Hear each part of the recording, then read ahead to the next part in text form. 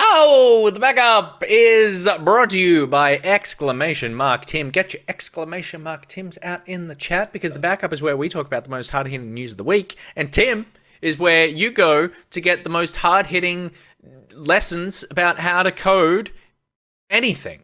That's Softly. by heading to the Learn Programming Academy. Get your exclamation mark Tims out in the chat, because the Learn Programming Academy offers classes covering the entire range of programming that are easy to watch for all skill levels. They're almost all $20 or less. You want to learn how to live in an attic?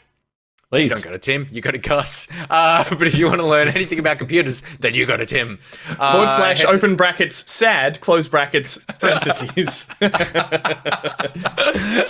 Open brackets, click. If sad, walk sad, then attic. If sad, then attic. That's good. But then it conflicts with attic equals sad, and so therefore it's one of those the computer doesn't cyclical loop of sad. Yeah, then you just that's a blue screen right there. You get the blue Gus of death. Head to lpa.dev/backpocket to download the custom Backpocket info guide on everything Tim has to offer and become the coding genius you didn't always know you always were. I think I got that right.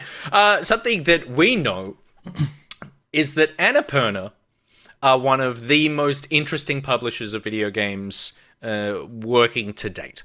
And they had their interactive showcase, their first. This is how you know you're big enough. You hold a virtual event announcing all the games that you're working on. They held their first interactive showcase last week. Gave some updates on games that they'd already announced some new stuff as well. And I think that this could be the strongest showcase I've ever seen from a publisher. They're not all AAA whatever. In fact, I would say none of them are AAA games. But they are... every single game, I was like, this is definitely something that I want to try out. And half of these games, I was just like, I am so excited for this. So we'll go through some of our favorites. We made a little short list. But I do thoroughly recommend going and watching the whole thing, because they were just all bangers. But let's start off with Neon White, which is the new game from the Donut County dev. Pete, you were keen on this one, as was I. Talk us through Neon White. I was keen on this one because from like every progressive moment that or thing that the dev talked about in this trailer, I was like, what the fuck is this game? Mm-hmm. What the hell is this game? Mm-hmm. How is it? What? It's all these things. Dev's gone from creating Donut County, which was that beautiful, simple, isometric, put things in a hole, to a tight loop, platformy, speed running game. It's with a sexy dating sim thing built into it, and deck building. And deck building. Well, yeah, not really deck building, but definitely card. Yeah. There's card-based weapons and movement. It's all like, it all looks very cool and sounds ridiculous. But I think because it looks so cool, it's going to be fun to play. You basically you pick up cards. You can choose to use those cards as weapons or as or burn them for movement. And with the objective being to kill everything and clear the map as quickly as possible, the balance of when to use power weapons versus burning them to move through the map quickly is going to be an interesting thing to navigate. And it's going to be like crazy watching speedruns of this. This game is Slay the Spire meets Mirror's Edge meets Unreal Tournament meets Paradise Killer. Yeah. And that is, that hits the 4-quadrant back pocket host. There's something here for all of us, I feel. I was so keen when I saw this. For listeners of the podcast, you kind of have to go watch the trailer for it, because it is so hard to sort of understand how this game works. It has the coolest look. I love that idea of you can use... You can either use a shot from the weapon, or you can drop that card to power yourself up and stuff. The dev said that there's the levels are expected to last anywhere between 10 seconds and 2 minutes, depending on how good you are. There's about 100 levels. So you could say that about a lot of games, to be fair. Yeah, that's true. That's true.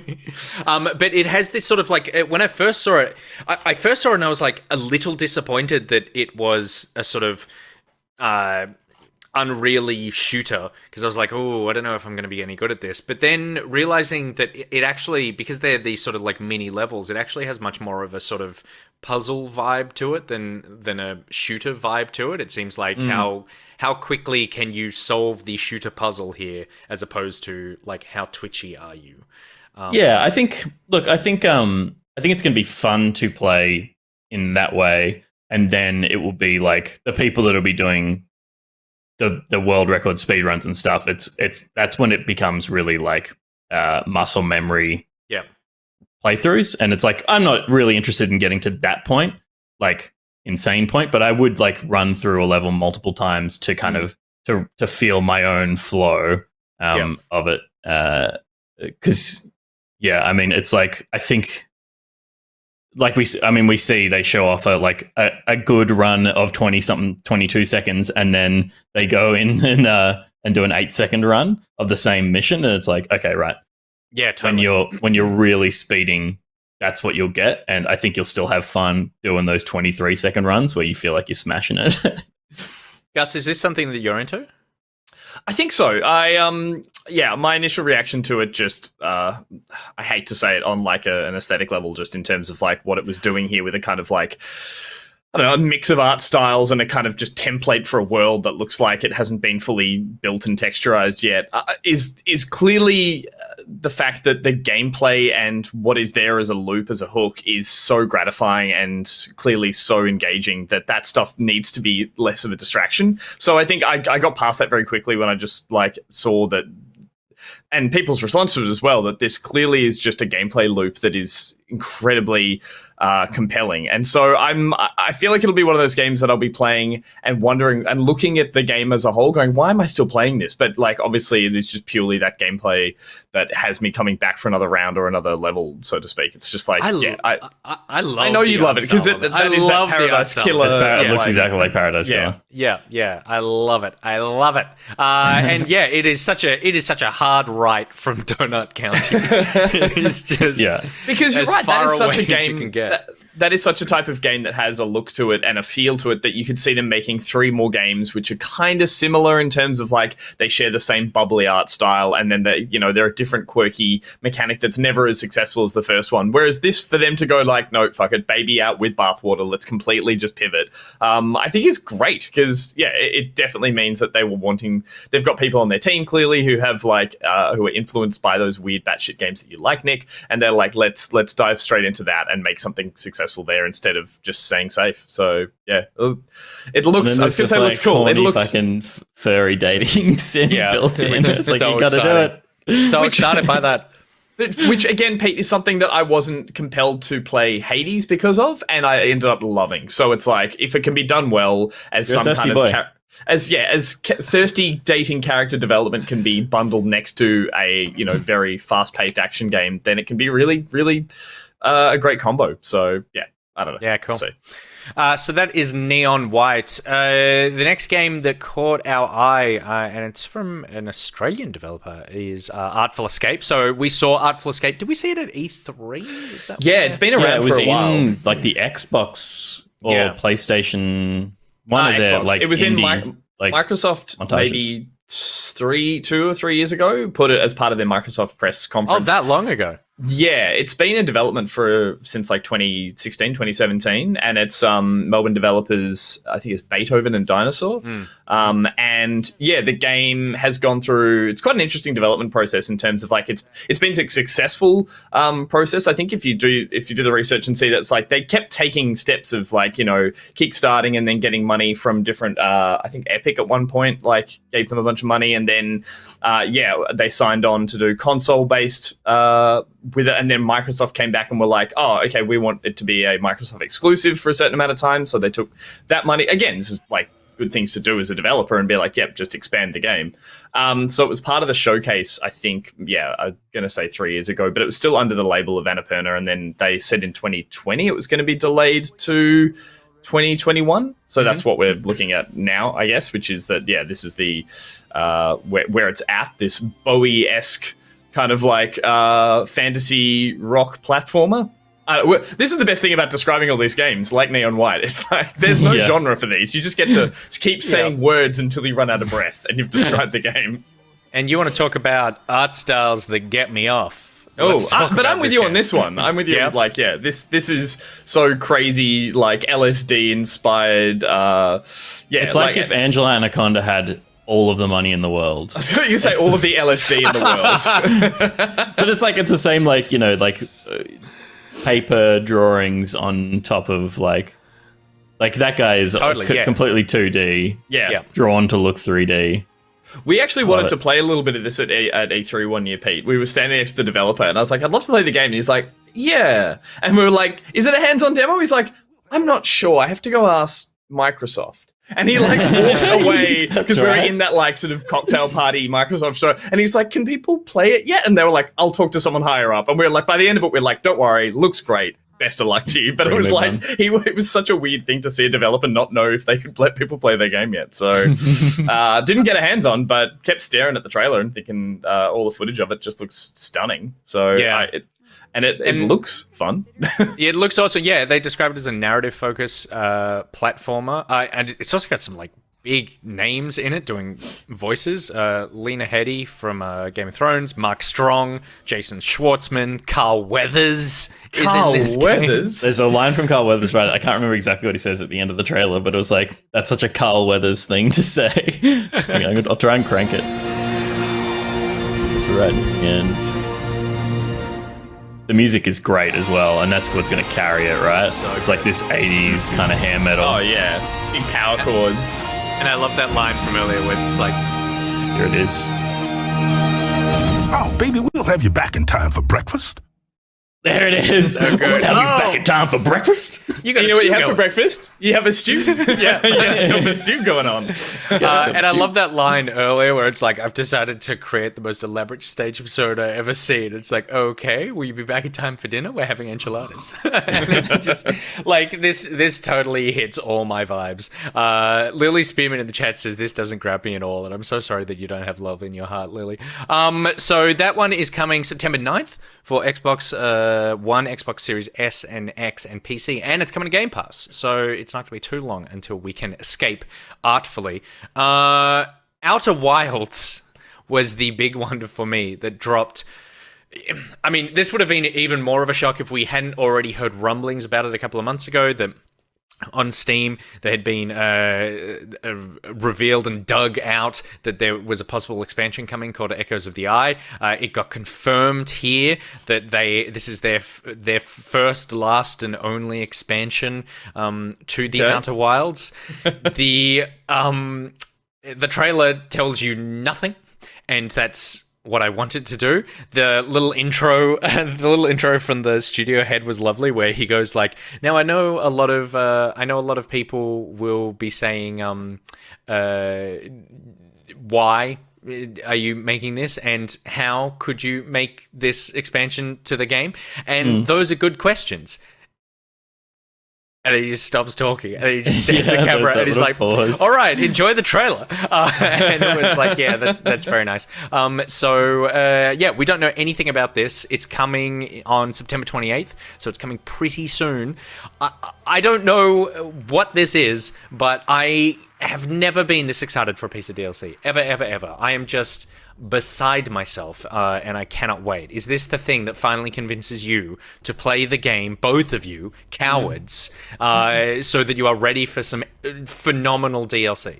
Yeah, totally. This is the thing I'm excited about, is not the DLC, but the fact that I have now a deadline to reach. And I think that's like exactly what this game needed I needed for this game, was like something to push me out there and go, you need to finish this before everyone starts talking about it again. So I'm keen to finally get in. I'm with you, Nick. I looked at the trailer and was like, I've seen a little bit of that universe, and that trailer is just as obscure and like puzzle-inducing. I'm like, there's going to be some real like brain ticklers in there as well, I assume. But like, part of me remembered that the original pitch for the game was something to do with the universe exploding and expanding and dying, and you stopping that. So I don't know how they're going to raise the stakes any more beyond that. Yeah. I don't know, but you're going to play as the person trying to destroy the universe. It's going to be Outer Wild. That's going to be a weird It's going to be a weird character to play. I guarantee you've never played that character before in a video game, so that's exciting. So coming September 28th, and my goodness, it's also the game that like it's funny when you play a game and you go, that was a perfect experience, and I never want you to do anything to it ever. And then they announce DLC. I'm like, yes, you must. It's like, so super exciting with that. Pete, do we have the Stray trailer? We have the full showcase, so I'll just scrub through to find it. Good. Angus, Stray is something that you're excited for. That I love? That you love? Sorry, your voice keeps cutting out as well, Nick. Just in Discord, not in. I had a look, and I've got all the things turned off. I don't know what. I kept thinking it was you pausing for dramatic effect. Pausing for technical effect.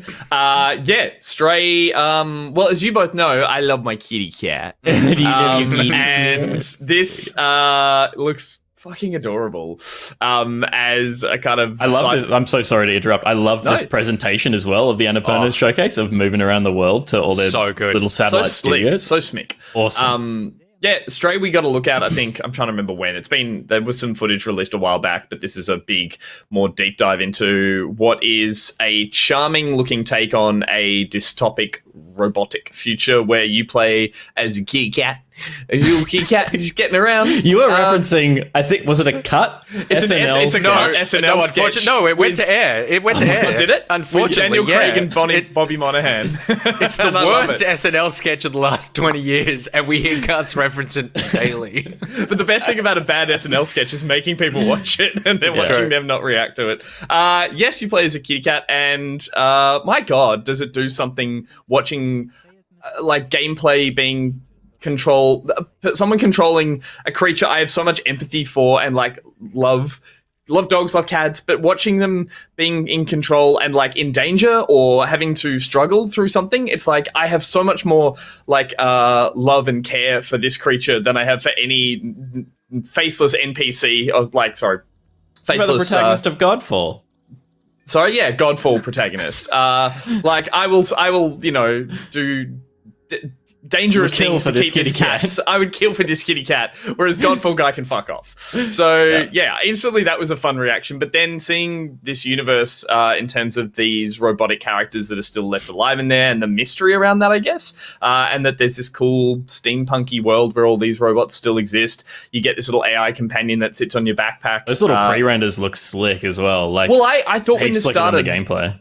I thought when this started, I was going to be like, oh, we're going to watch a pre-rendered whole gamelay cutscene that's not going to reflect it, but this is actual gameplay of the whole thing, and it looks super smooth, it looks super slick, and as I said, I could just watch a little kitty cat run around and jump on things, and it just looks fun. The movement looks fun. I'm going to work hard to keep my cat as safe as possible as I play it, so that's what I think is delightful, and it looks so cool. Yeah, I was surprised as well to see gameplay, and really happy to. I mean, I wasn't surprised, I guess, because we've seen like little vignette trailers of this in the past. Yeah. And I was worried that this wouldn't be a game. It would be like we've made a cat feel cool to play in a sandbox, and that's kind of it. But this looks like there's a lot of game ideas in here as well. So I am totally excited to get my hands on it. The only thing I can't help but think when watching this trailer, and I mentioned this to you, Gus, was like, it's weird watching a cat with a human brain driving it. It's like, it's just a cat. They keep reiterating, this is just a cat. However, it is good at complex problem solving because there's a player. So it's like it picks up buckets and throws them into fans and stuff like that. So it's like, it's not a super cat, but it is a super cat because it's as smart as a human being is in that scenario. Well, we were talking about that on the weekend, and I thought, like, it'd be wonderful. I know they're not going to do this, but just if it had some of that kind of Last Guardian sporadic control to it. So it's like if it gets spooked, you have to control the cat or something. But I think, it will look a bit weird, but I'm going to play the game to behave as best like a cat as possible.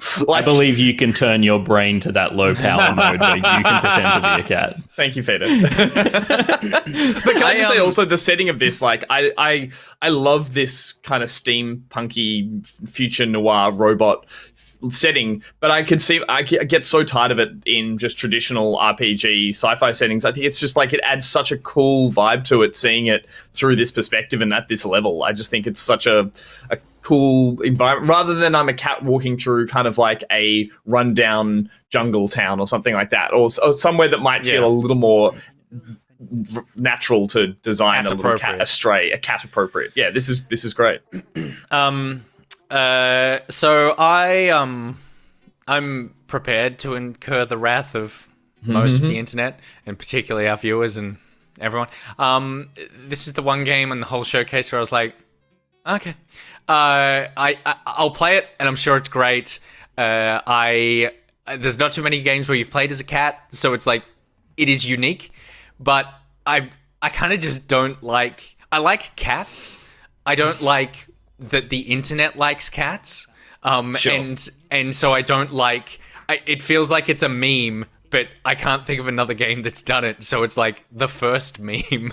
But That's interesting, there's just something about it where I feel like it's a tired premise, but I've never even seen it before. But it's just because of how obsessed the internet is with like the concept of cats, and so yeah. I don't want to just like debate for the sake of just being like, oh, I disagree. It's funny, I didn't get the whole like internet meme cat culture as much. No, I think from it's this. a real.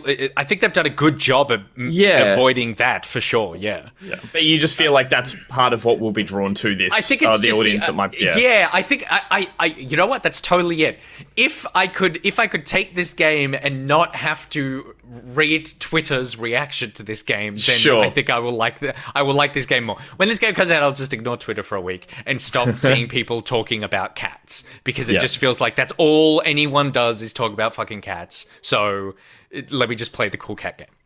I do like the combat, or the sort of the gameplay mechanic we see in this extended trailer of like these little alien blobs that seem to mass around you, almost like, I don't know, like we saw in Plague's Tale or something like that, which again, the cat would be great in that game to sort it all out. But yeah, there is the idea of like you sort of have this weapon of like purple light that you can then channel and use to combat these weird little alien plague things. So I like that there's something there, rather than it is purely a platformer that just is always about moving a plank and a can and swinging around here to there. It's like, no, it looks like there is some conflict in it too, which could be heaps of fun. And who knows, maybe at the end of the day they kind of like contextualize the intelligence of the cat by it actually being an alien with dick fingers.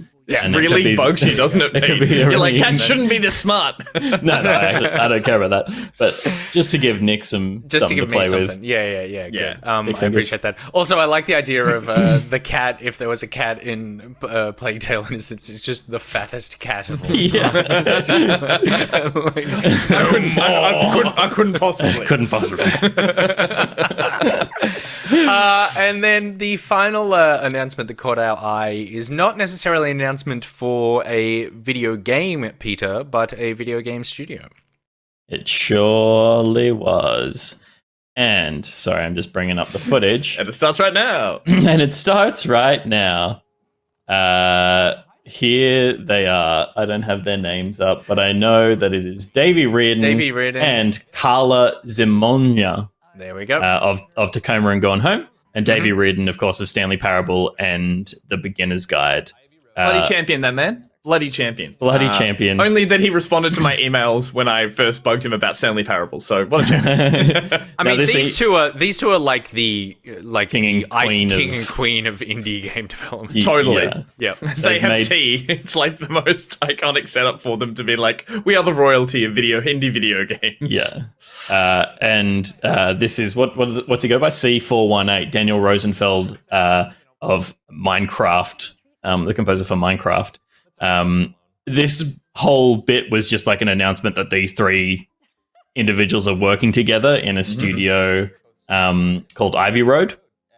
They haven't announced anything that they're working on. It's just like it was important enough to Annapurna to go like, hey, we put these three people in the same room or virtual conference, because clearly Daniel Rosenfeld is not there. But they cut him in a wonderful way. And this whole trailer is tongue in cheek.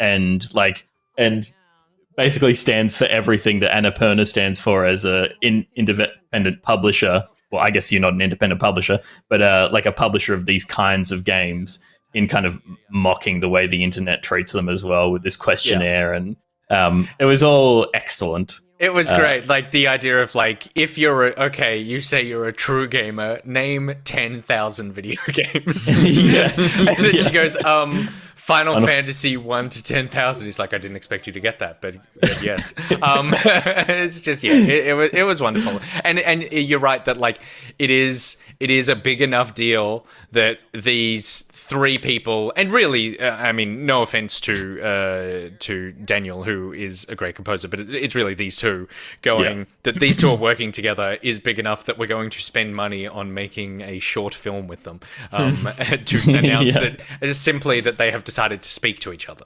And that's all that it is. We'll hear more about the game at some point in the future, but it is very exciting because they are powerhouse indie devs. Yep. So that was the Annapurna Interactive Showcase. There was a bunch of other cool stuff there. One other thing, which we won't talk about now, Storyteller, which got announced there, but Pete's played the demo of that, so he'll be talking about that on Thursday to continue the tease for the Thursday show. But yeah, thoroughly recommend going back and watching that because it was just full of delightful things that make you feel good. Speaking of delightful things that make you feel good, let's talk about Blizzard Activision and the living hell that it is to be witnessing what is going on there, and it sounds like to be working at that company. Over the past week, it has been a absolute shit show in every possible sense of the word, where it just feels like every single day something has broken, or there has been more developments just further plumbing the depths of how bad this is getting, or how bad it has been, I guess, and now that it's being uncovered. There's like the recap is that the story broke about harassment and abuse within that company. Activision put out a really tone-deaf statement. They then walk back the tone-deaf statement by saying it was tone-deaf, but then go out and hire a law firm that specializes in union busting to defend them. Activision Blizzard employees sign an open letter saying that they're not happy with how the company's responded to this. A company dealing with similar issues, Ubisoft employees, jump on that and sign their own letter in support of Blizzard, going, we know what you're going through. Apparently stuff at Ubisoft is still not developing the way that the employees want it to be, and that there are still people within management there who are getting promoted and protected who were in positions of power that they abused. So we've now got two of the biggest game publishers in the world, multiple, like hundreds and hundreds of employees from these publishers joining up together. Activision Blizzard cancelled hands-on meetings to focus on smaller discussion sessions around this. The New York Times published an investigation into Activision with new details of sexual harassment. Waypoint published an article saying that a Blizzard employee had installed spy cameras in a unisex bathroom. Vice published an article about Blizzard recruiters at a tech conference in 2015 that were sexually harassing a prospective employee, to the point where when that employee then was like quoting Blizzard for work, she put in an additional fee that was like a harassment fee, which she was going to donate to charities and groups that support workplace harassment and sexual abuse, because she was like a hacker, and it was about security, and they were making jokes about like, does she like to be penetrated and stuff. It was just like such horrific shit in every possible way, and it just continues and continues. And it seems like the story here, there's like three parts of it. One, there's the unionization aspect of, could this push that discussion forward? The second part is how, aside from the horrific goings on within the company, how unbelievably mismanaged it is by Blizzard and Activision constantly. And then the third is just the downfall of a titan of the video game industry. So, Pete, I don't know where you want to start with that, but what was your reaction over the last week seeing all this break? I guess, like, you know, it was when it first kind of broke, that is when the disgust was at its like peak, and has stayed there. It hasn't dimmed, but it's just been like for me, it's great that all this stuff is surfacing. Like every day, we're seeing more and more people getting called out for their shit actions, and with the fucking receipts, man. Like these people were just doing this blatantly in front of everyone. There's Facebook chat groups, photos from within the Cosby suite. Like it's like all these people. I'm hopeful now that people will pay their dues. Like are gonna really get comeuppance. Yeah. Yeah, I'm trying to think of a word that's like legally accurate, but also kind of encapsulates how you're feeling, and also isn't just a swear. Yeah, exactly. It's you're right about the idea of that it's been sort of snowballing since, which is something that's I think positive in the sense that it's a chance for the people who are around it to be like, we have also been keeping tabs on all these horrible, atrocious things and giving us a chance to actually speak out about it. I think what's interesting is you mentioned the kind of turn back to Ubisoft in terms of like that was an example of a company that clearly was going through a similar kind of thing, and it being somewhat, I guess, dealt with or leaving the news cycle. And I think it's interesting to see that this is being brought up again through these current actions, and that it can be brought back into relevance only in the sense of cleaning house. And I feel like it's good to see that these events can build up enough momentum and build up enough public outcry that we can't just put a full stop on them once some certain actions have taken place and that they leave the news cycle. It's that it has to stay prevalent and has to stay talked about until they are resolved or till the best resolution that can be reached, because that's, I think, always the issue with watching this happening to big companies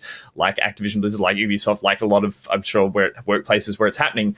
It's when they can finally say that press release or finally put a full stop in it and let it leave the news cycle. And I think that's a really important part here, is that it has to stay relevant until we see proper results, I guess, which is tough because there's always something fighting to be the next thing to talk about. Yeah. I think that I guess it's not surprising because every company can have the actions of like people within a company doesn't necessarily need to define the whole company or everyone at a company, but. And so, the report of someone installing spy cameras in a bathroom, you go, okay, that doesn't mean that the whole company is shit, but that person is shit. It's the amount that it happened, the amount that it wasn't dealt with, and it just seems to be a clear-cut company culture from Activision and Blizzard to try to just quash this stuff. And a lot of the stuff that I've been reading over the course of the week has been that Activision run a really tight ship in terms of letting any information out of the company. They don't want to talk about their company at all unless it's just like finances and video games. Like they do not want company culture stuff out there.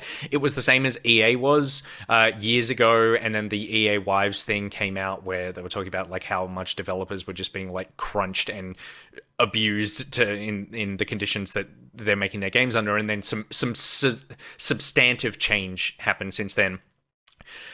This sort of thing, the fact that the government is needing to come in, as we said last week, and do some heavy lifting here is important. But I think that out of all of this, this could be the biggest thing that actually forces some unionization. That it would be so ironic if the video game industry unionizes because of Activision. That would be just a sweet like cosmic justice. Yeah, but it is at that level where you go, seeing how for years, like there's stuff going back to, and it's not surprising that it goes back years and years, because the further back we go, the worse humanity has been. The less transparency there's been. Yeah, exactly. Although you could argue that we're worse now than we've ever been. Who knows? We've always fucking been bad. But there's stuff, going back, there's reports in the New York Times, stuff going back to like 2011. So I think seeing just the onslaught of stuff from the biggest companies in the world could be the thing that finally forces people to go, look, we can't. We need to do something more organized than this, because this is going to continue happening because it's happening in 2021. So, yeah, it's been a pretty shocking week from an outsider, just watching all of this unfold and just seeing how invasive and pervasive it's been throughout the studio and the company, but this is going to be, I feel like this is going to be one of those things. It's like the Epic EA thing, the Epic Apple thing, much worse. It's just going to be going on for ages. Like, we're just going to be hearing about this for so long because this lawsuit is going to drag on and on and on. And yeah, I think we just need to prepare for a lot more things to come out. Yeah, for sure. Pretty awful. Sorry. All Bobby Kotick needs to do is give up one of his bonuses to pay some reparations. Totally. Just take that money, donate half of it, give the other half to your employee. Do the things that are. Yeah, I would be very surprised if massive heads don't roll because of this, and it sounds like they absolutely deserve to. Moving on now to the aforementioned EA, who said over the course of the week that they are looking to expand their sports footprint over the next 5 years, which could be a bit of a big deal because they target an audience of 500 million players, and are looking to hit that goal and go beyond it.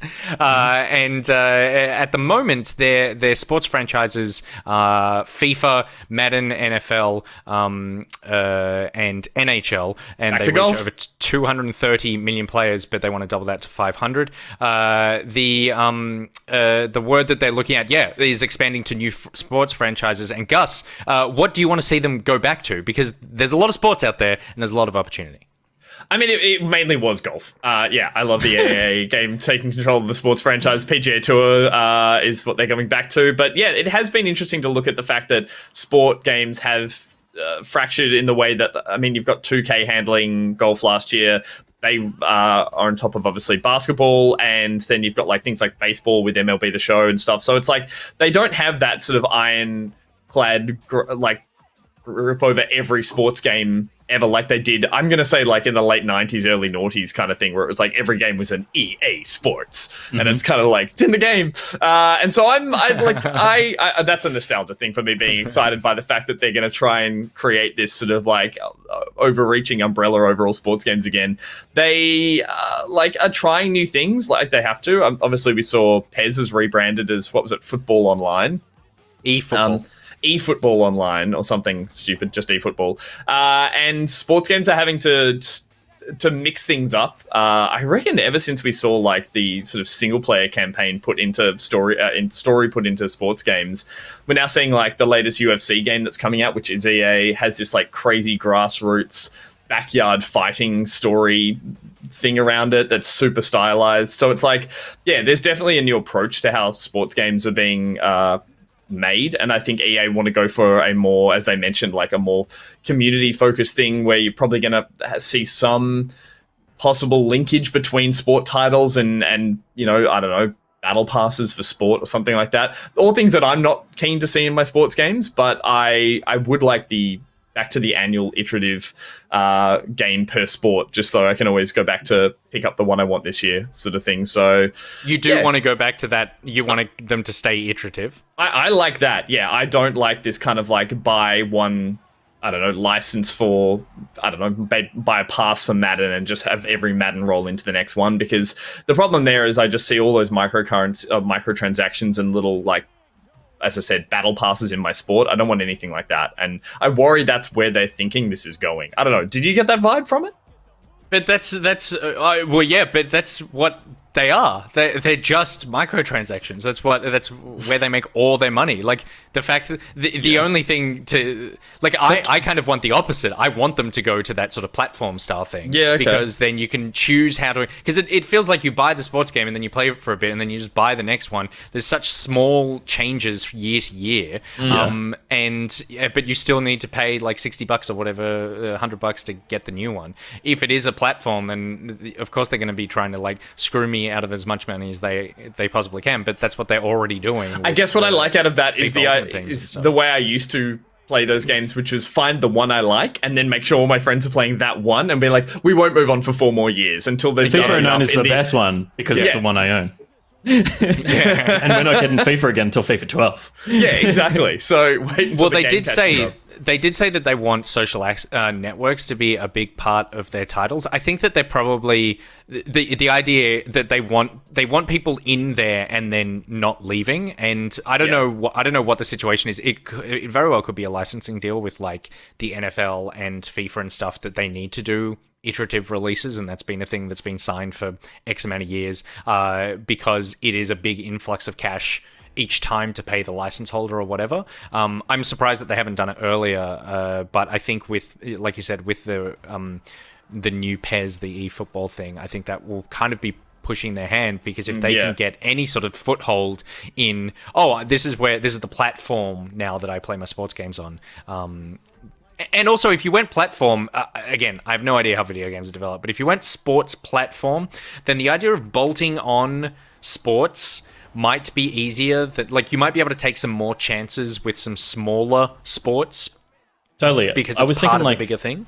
There's such an opportunity, and of course they've never get the license for this, but like an Olympic style game, where it's like you know you're getting soccer players, American football players in with the two major titles that EA do. It's like, if they're talking about reaching broader audiences, it's like, go broader with your games. And like, the world rallies around the Olympics, right? It's like, I have zero interest in badminton, but if it's Olympic badminton, it's the most interesting thing in the world. Yeah, totally. I watched hours of men jumping over a bar last night. What is high jump and who gives a shit? Yes. but I cared last night.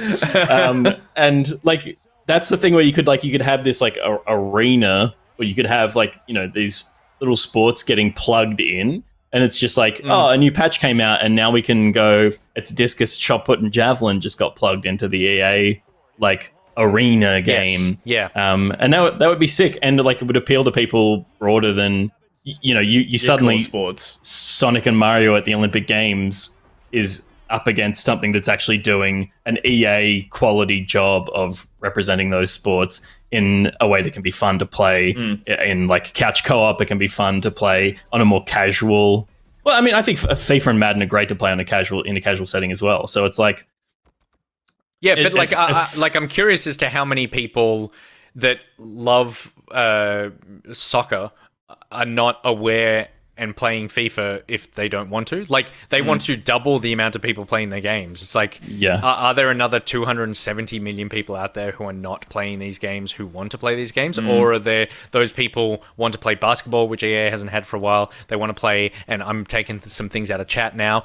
Confused the Kidney suggests 52 pickup, EA 52 pickup. But in an arena, so you're in the middle of an oval. Yeah, exactly. Like, but you like you said, you go with that Olympic thing. In fact, in some ways, it's what Ubisoft are doing with Riders Republic, of going, we've put sort of 8 sports in here, or however many they've got, and they all work well enough, hopefully, that you can pick what you like, and that if you did something like that on a platform basis and you just become like sports online, then you've got it. You've got the stronghold on every person who wants to play any sort of competitive sports game. I guess, and an advantage to going that platform method, which I know I was sort of saying it's not my bag at the beginning, is that I would like to see EA be able to holistically design their menus, interfaces, how you get into each game, because I just recently picked up the latest FIFA, and between me and a couple of mates, we spent a good 20 minutes just getting into the game through all these, like, every time they redesign every format of, and again, like the way the menus work, the way the like sponsorship cards, the microtransactions, all that stuff, like, it is clutter at the front of these games now that is getting to the point definitely that foot up front, the FET thing, yeah, all that stuff. Team. And I know you can get around it and ignore it, and some people really love it, and that's a big part of it. But for me, it's like you can start to see the EA machine just like, you know, counterbalancing the actual core sport of the reason you're there to play that game. So again, maybe if they get to go streamline, they don't have to reinvent that every year, and they can just make it a little more focused. I don't know, it could be twice as bloated as well. But that is one thing in particular that EA have been doing a lot recently that I like really struggle with their sports games. I don't know, Nick, you love that stuff, so maybe you don't feel it. You love that shit. No, you love shit stuff. I'm the same of just going. There's a lot in there where it's like that's not like I don't really do Ultimate Team. I do it, but I'd never put money into it. So it's still just like clunky and annoying. And so yes, if there was some sort of unified portal where all that stuff transfers over between all your games, and yeah, like I feel like that it's more of a positive, but yeah, it'll be interesting to see what they do, because that that is a big thing. Like any company going, we want to double the amount of people that we reach over the next 5 years when they're already fucking enormous. Like it's not like us where we're like, we would like to double the amount of people who watch our content over 5 years. It's like 2. We could probably do that, but when they're looking for 270 million more people to engage with their products, they're going to need to come up with something new. There was at one point in an article that I read, they did mention just the F1 license potentially could be something to bring back under the EA Sports brand. So yeah, again, fitting into that idea of going, can you just make sportsonline.com and it's just EA Sports? It is the game. Oh, they need to do what Battlefield are doing and do EA Portal, where you just drop in different things from each sport. So you have javelin sticks, with soccer with a rally car driving through a stadium and just see what happens. Oh, yes. One of those old soccer balls as well from like the 50s where it's like It's made out of a kicking pig's around bladder? pumpkin. Yeah, totally. Good, I love it. In the meantime, before we get to that, something a little closer than 5 years that could be coming out. Netflix are apparently developing a Dragon Age series. According to a report from Giant Freakin' Robot, the sprawling epic fantasy universe of BioWare's Dragon Age game franchise is the latest title to be selected for a series adaptation over at Netflix. They haven't actively confirmed, or they haven't confirmed that they're actively working on it, and neither has BioWare, but the series leak has come from, quote, a trusted and proven source. And that's it. We don't know. Is it going to be animated? Is it going to be live action? Does it actually exist? I don't know. But Pete, you love Dragon Age, and you do. Were you happy with how The Witcher got treated? And could you see a Dragon Age series working in the same way? I think the Witcher Netflix treatment is brilliant. It's halfway between what the books do and what the games do. Probably closer to the books, particularly in like the stories that get told over there. But yeah, I think they really. I'm really excited for Witcher Season 2, where I think they've given it put a bit more money behind it, and like because they saw how successful that first season was, and I think they did a brilliant job in that first season in kind of building a world. It's kind of an odd fantasy world for people who aren't super into or aren't already aware of The Witcher to get into. I think it's a little more like grim. It's a bit more Game of Thronesy fantasy, where it's like there is fantasy there, but it is all grounded in a dirty real world kind of thing. Yeah, but I think even Game of Thrones has the advantage of being even more human and real, as opposed to like it's still weird, it's closer to that people side in weird armor and stuff. What this is or what this could be. Yeah. Probably. I don't necessarily agree with that, but I think they did take the Witcher franchise and treated it with a lot of respect. I think they had the advantage of having some great stories already written for them. Dragon Age, I haven't really played any Dragon Age game. I'm just fully aware of them. Wait, sorry, I was being totally serious there. I've never played through a Dragon Age game. Oh, right. I thought you were just Gus. Same. What? Yeah, they're just like I'm the Dragon Age Authority here. They're generic the Dragon fantasy, Age Authority. And that's never done it for me. I don't know what. It's not for me. It was like that. They absolutely up my alley, but it was like I just played Mass Effect. I don't need more BioWare. How interesting. Yeah, right. So that's why I'd never pick those up, because I favored Mass Effect for sure. And I dabbled in 2 and was like, oh, this is shit. Yeah, the worst one. Yeah. I definitely played like the first like 20 hours of 1, and loved it, and then but I didn't finish it. And then 2, I like played the first few hours and like they ruined Dragon Age, and then haven't touched it since. And they're just so big and epic. It's crazy. Yeah, right. Oh, okay. Cool. Yeah. Nick, are you excited to see what they're other going to stories do? in Dragon Age that you'll think will lend themselves to? Because my worry is it's a bit too big and unwieldy. Yep. To pull into an interesting, intimate series. The thing that makes The Witcher work so well is that it's about 3 people. Yeah, and the thing that The Witcher has over it, and where I always get a little wary with this stuff, is like you just play as the protagonist that you created in Dragon Age. You don't play as a character. So the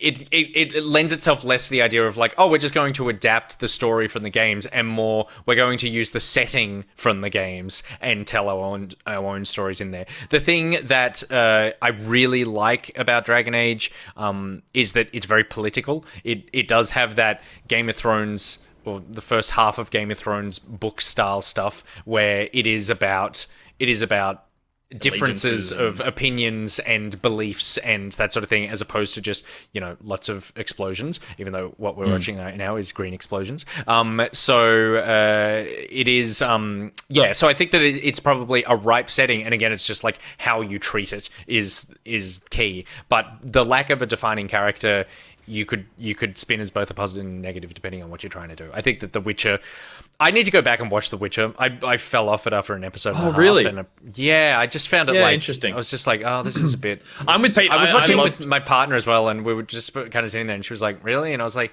yeah, this just feels like cheap, dumb fantasy as opposed to like fun, interesting fantasy. The thing about what The Witcher books do and what the series definitely did was they lose you a bit in how much they jump around the life of this very old Witcher dude, and you're never sure what part of the timeline you're in, and it becomes like a bit of a like, what, this story isn't being told well because you're bouncing around. It's like it's only once you get to the end of it that you're like, oh, cool, that was quite an interesting puzzle of life told, and it is born from the idea that the fact that it was written as short stories that then became a bigger thing. So all these little pieces then get some connective tissue that make it a much more kind of a fuller idea.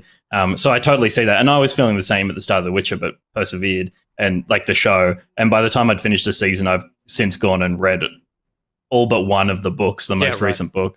So I was like, and the books are like really cool in that way as well, of just being like, I actually like now that they're short stories, because it's more, the short stories are more interesting to me than the main kind of through line of the Witcher series. So. I feel like as well, looking just back on this, I saw a lot of love for obviously the Dragon Age series in the chat, and I was trying to remember why I never really got on board with this. Huge Mass Effect fan, and so no reason I shouldn't. But I do remember Dragon Age 2 came out in 2011, and I hadn't played 1, and everyone was really excited for it, and that was the same year that Skyrim came out. And I feel like for me, I was like, when Pete said like where you was getting your fill kind of from fantasy and that sort of stuff, I dived straight on the Skyrim train and was like, this is where I'm enjoying this level of snowy fantasy, I guess. I'm sure there are other biomes and stuff. And then I think I was like, cool, I'd play this as well. And I remember just the reaction, especially back in the Good Game office, was this like, people didn't... Is 2 the one that was like, it wasn't great, and then Inquisition was kind of back on form from memory? So 1's awesome, 2 isn't as good, and Inquisition is great, but the first area was too big, and so everyone gave up on the first area, whereas the game actually should have forced you out of that, then into the rest of the world, because everyone burnt out on the game and that. It's definitely an imperfect series. But, and I think, that was where at that point I was like, I couldn't get on board this series because I was getting my fill from Skyrim. So in a way that I would be excited to watch a show knowing it has some video game lore. I'd be keen to see what they want to do with Netflix for this. But absolutely. Yeah, could be cool. That character is weird and I don't want to look at him. I mean, that's most of the characters in Dragon Age, really. Okay, so we'll see what happens with that. And then finally, rounding out the news is some game delays, as we have become accustomed to.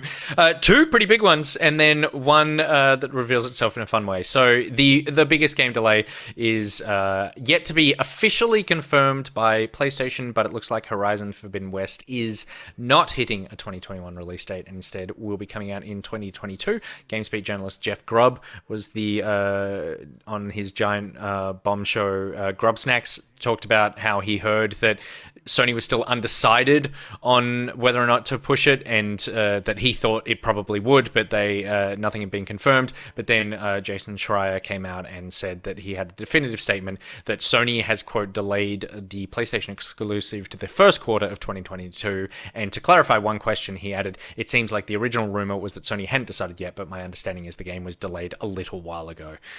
So I don't know what a little while ago is, but I imagine it was probably around the time that they revealed the game, because they didn't give a release date then.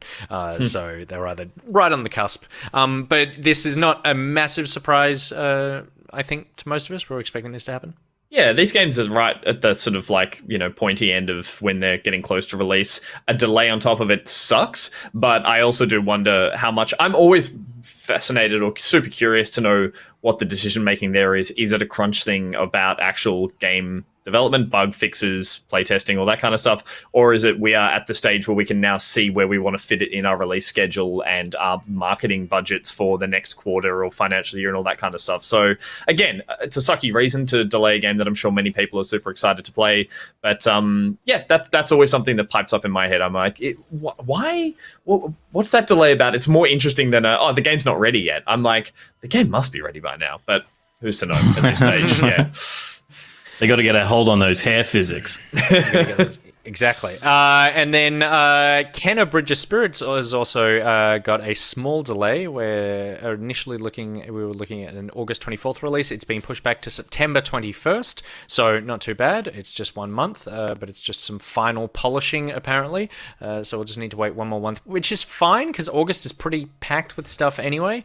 Fine for me, I guess. Not fine for people who were like, this is the only game I'm going to play this year, who now need to wait another month. And then the final play is actually Skatebird. So this has been pushed from August 12th to the 16th of September. But I just really like the way that they announced the game delay.